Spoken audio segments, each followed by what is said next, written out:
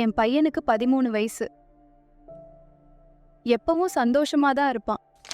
ஒரு நாள் ஒரு பொண்ணை வீட்டுக்கு கூட்டிட்டு வந்தான். யாருன்னு கேட்டதுக்கு அப்புறம் அவளை நான் லவ் பண்றேன்னு சொன்னான். அதை கேட்டதும் எனக்கு ரொம்ப அதிர்ச்சியா இருந்துச்சு. அதுக்கப்புறம் எப்போ பார்த்தாலும் அந்த பொண்ணை பத்தி பேசிட்டு இருப்பான். சரியா சாப்பிட மாட்டான், தூங்க கூட மாட்டான். எப்படா ஸ்கூலுக்கு போய் அவகிட்ட பேசணும்னு தான் இருப்பான். என் ஹஸ்பண்டும் இதை பார்த்துட்டு இவனுக்கு மனசுல ஏதோ குழப்பம் இருக்குன்னு சொல்லி அவனை ஆத்மா மைண்ட் கேருக்கு கூட்டிட்டு போனோம். டாக்டரை பார்த்ததுக்கு அப்புறம் அங்க அவனோட மனசுல என்ன நடக்குதுன்னு பொறுமையா பேசி புரிஞ்சுக்கிட்டாங்க. வீட்ல நாங்க அவன் பேச்ச கேட்கலன்னு அவன் நினைச்சிருக்கான்.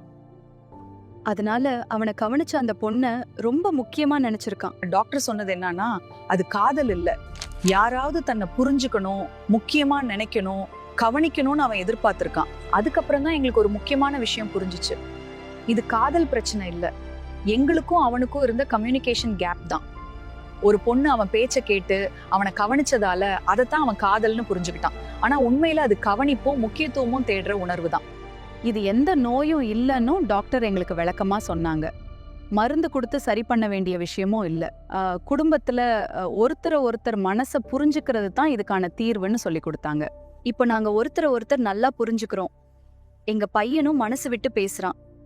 எங்க குடும்பத்துல இருந்த குழப்பம் நீங்கிடுச்சு. இந்த நல்ல மாற்றத்துக்கு காரணமான ஆத்மா மைண்ட் கேருக்கு மனமார்ந்த நன்றி.